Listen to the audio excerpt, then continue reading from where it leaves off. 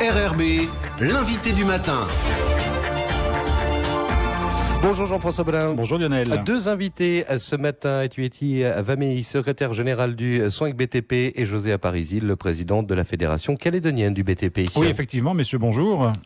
Bonjour. Merci d'avoir accepté notre invitation. Alors qu'en début de semaine, avec d'autres représentants du BTP, on va dire, le syndicat des commerçants, le syndicat des importateurs, l'ordre des architectes, mais aussi, en plus de l'USOINC, la COGETRA et la CFE-CGC, vous avez adressé une lettre ouverte au président du gouvernement. On peut dire que c'est une lettre ouverte assez offensive en demandant que des mesures soient prises en urgence pour le BTP. Et vous soulignez que l'état de la filière BTP est très préoccupante aujourd'hui. Alors, Etueti Vamei, qu'est-ce que ça veut dire que la filière BTP est aujourd'hui en difficulté? Ça veut dire qu'il n'y a pas de travail et il y a des risques qui pèsent vraiment sur les sociétés et les salariés? Oui, il y a des risques. Ça fait depuis, je crois, un an et demi. On en fait appel, puis on s'aperçoit qu'on est en train de licencier les personnes. Et nous, le problème qu'on a aujourd'hui, on voudrait bien que le gouvernement nous donne quand même du travail, surtout sur les logements sociaux. Voilà. Et aussi bien les publics, d'appel d'offres publics. Parce que le problème qu'on a actuel, c'est des petits marchés qu'on a, mais nos entreprises, ils n'arrivent pas à... C'est à cause de ça pourquoi nous, aujourd'hui, on est là avec la Fédération calédonienne du bâtiment, c'est pour qu'on arrive à trouver une solution. Et si nous, on commence à licencier nos gens, on va être dans la rue. Ça, je vous affirme. Alors aujourd'hui, on sait que le BTP va pas très bien, donc il y a eu une première vague de licenciements sur des CDD, sur des emplois qui n'étaient pas forcément pérennes. Aujourd'hui, c'est vraiment les emplois durs qui sont attaqués dans les structures de BTP? Oui, c'est ça. Là, vraiment, on a du mal à survivre. Et vous savez bien, c'est que nous, dans le BTP, on touche pas beaucoup, mais on arrive à faire l'économie du pays. Voilà. José Aparizi, il y a urgence pour le BTP. On sent votre courrier est assez offensif au président du gouvernement.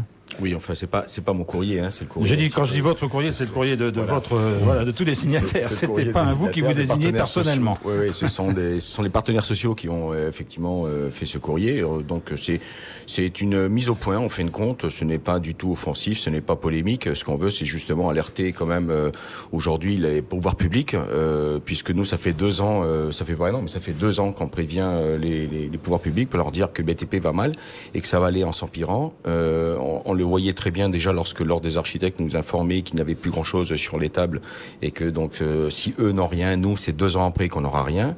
Aujourd'hui, les entreprises ont un carnet de commandes qui est très très très limité, qui est pratiquement de 50%, et on espère avoir 20% déjà. Enfin, on n'a que 20% de signés pour 2019.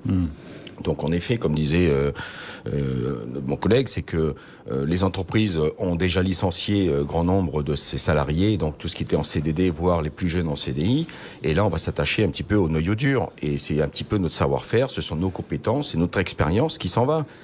Ça va être très dur de reformer des équipes avec ces compétences. Alors, vous dites que le courrier n'est pas offensif, mais quand même, face à l'inertie du système politique, certainement lié aux échéances électorales, peut-on lire, et à la politique de l'autruche en ce qui concerne notre secteur, nous sommes profondément lassés et exaspérés par l'absence de mise en place de mesures concrètes. Plus loin, vous dites que vous en avez marre. En gros, voilà, nous sommes lassés et exaspérés par vos paroles et celles de vos collaborateurs. Les caisses des entreprises se vident, il y a urgence.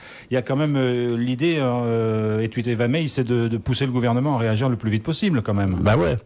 Moi, je vous dis, nous, ça fait, je crois, 2 mois, on a été voir le CA, l'énergie, le président du CA.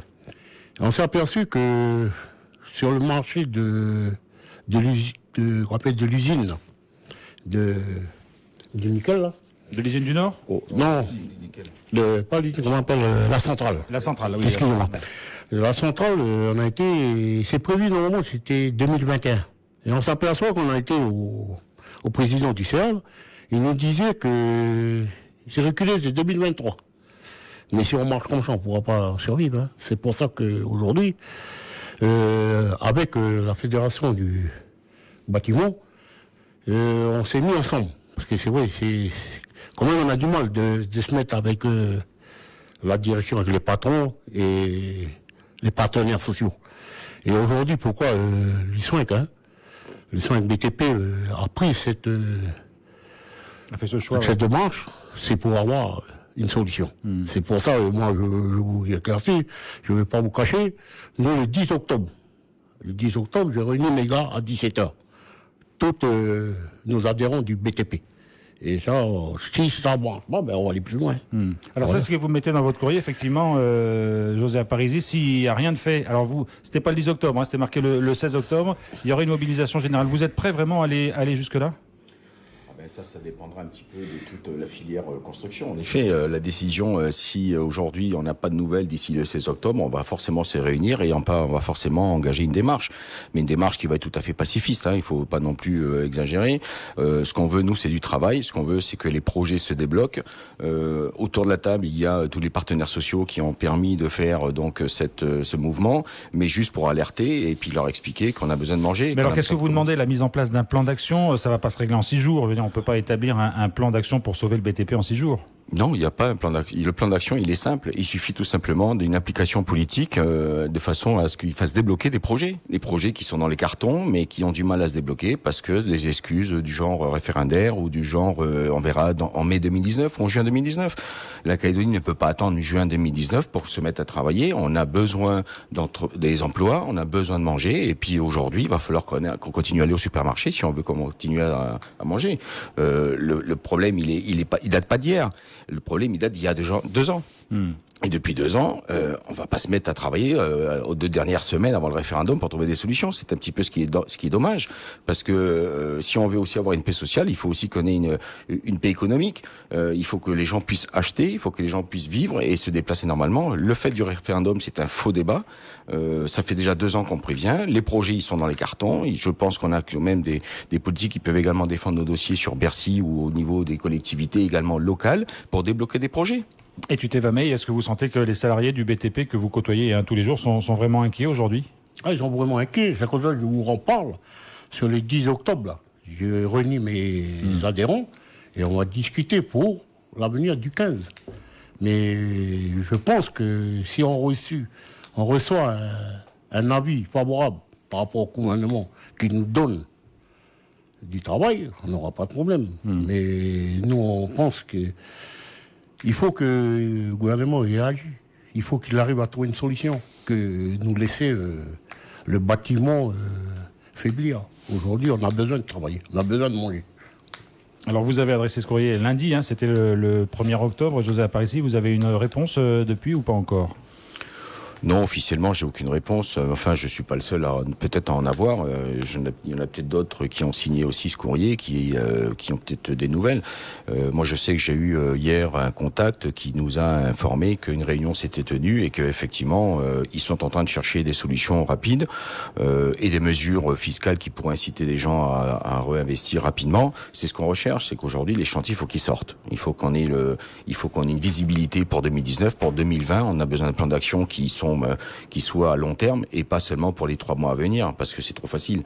Ce qu'on a besoin, c'est que les Calédoniens se disent ok, on peut acheter, on peut investir, on peut construire et faire marcher l'économie. Depuis 2016 à peu près, hein, le moment où la crise est devenue, on va dire, sensible et vraiment palpable, on sait combien d'entreprises ont fermé et combien de salariés, entre guillemets, du BTP ont disparu. Et tout est au niveau salarié, vous savez à peu près combien d'emplois ou de postes ont été supprimés ? On a quand même pas mal, hein. Mais je sais, je ne veux pas vous donner les entreprises, mais... non, pas de nom, oui, c'est ça, oui. Oui, il y a des entreprises qui ont vraiment fermé. Et puis il y a des entreprises qui ont perdu. Ils sont arrivés à 90, plus de 50, et on a un comité d'entreprise. Et aujourd'hui, on aperçoit sur la faiblesse du BTP, il n'y a plus de comité d'entreprise. Donc ça veut dire que les niveaux de salariés sont passés en dessous des 50. Voilà, en dessous des 50. Oui, il n'y a plus de grosses entreprises, hein, principalement. Aujourd'hui, les structures qui avaient une centaine de salariés sont réduites à 40, 45 maximum. Pour une anecdote, je vais vous dire qu'il y a des chefs de chantier qui sont très compétents, qui aujourd'hui n'ont pas d'autre choix que de poser des bordures pour nos bus, alors qu'ils sont capables de faire des ponts et des immeubles. Ça prouve bien que le niveau est tombé très très bas. Et ce qu'on a besoin, c'est redémarrer les projets sociaux, les projets intermédiaires. Pour cela, il y a donc les bailleurs sociaux, mais il y a également les politiques qui devraient peut-être faire débloquer des projets pour que le bâtiment se remette en marche. Vous avez quand même une inquiétude sur le calendrier, parce que Etuite Vamey, voilà, vous l'avez rappelé, il y a les échéances référendaires le 4 novembre. On sait qu'il y a des provinciales qui arrivent derrière. Vous pensez que ce calendrier va rendre les choses compliquées pour faire redémarrer le BTP? Ah, mais si aujourd'hui on est en train de dormir, si on n'alerte pas, on risque d'avoir des problèmes. Ça, c'est sûr. C'est la deuxième fois en peu de temps qu'on voit des syndicats de salariés et des syndicats de patrons faire cause commune, en quelque sorte, pour aller défendre leur secteur. Alors, c'était dans un autre cadre, parce que c'était la TGC avec l'accord signé entre le MEDEF et l'intersyndicale sur l'encadrement des marges et des prix. Là, vous signez un courrier commun. Ça traduit quelque chose de nouveau, selon vous, ça, José Aparizi? Parce que Etuite Vamey, il a rappelé, c'est quand même un peu compliqué de marcher avec les patrons, quoi. Moi, je dis franchement, aujourd'hui, les partenaires sociaux sont avec les partenaires des patrons. Le problème, c'est... On veut pas... D'habitude, on met toujours la page bleue dans l'entreprise. Et aujourd'hui, on ne met pas la page bleue à l'entreprise parce que le problème, on sait, il y a manque d'offres. Donc, en fait, vous invitez les patrons à mettre une bâche bleue devant le gouvernement, quoi. C'est un peu ça pour... Et je voudrais bien.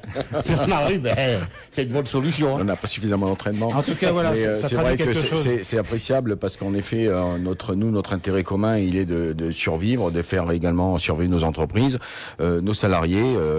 Il faut s'enlever ce spectre de dire les entreprises, c'est tous des salauds. Non, on est quand même aussi des partenaires. Et la preuve, c'est qu'on en est là. On n'est pas. Donc, ça prouve bien que n'étant pas les premiers, et ça marche. Et je suis ravi d'ailleurs de cette démarche commune. Et il n'y a pas que nous également dans ce courrier. Bon, d'autres ne l'ont pas signé, mais il y avait également d'autres fédérations locales qui ont participé à ces travaux, puisque c'est des travaux qui sont menés déjà depuis quelques mois par des états des lieux de tous les syndicats professionnels qu'il y a sur le territoire. Et le constat est le même pour tous. Merci beaucoup, messieurs, d'être venus ce matin nous parler des difficultés que rencontre le secteur du BTP avec ce courrier adressé, donc cette lettre ouverte adressée au président du gouvernement. Rendez-vous donc le 10, on l'a bien compris, pour vos salariés au SWINC. Au SWINC, à 17h. Voilà, le rendez-vous est donné. Et puis le 16, en fonction des réponses que vous aurez du gouvernement ou pas, affaire à suivre. Merci beaucoup. Merci. Merci.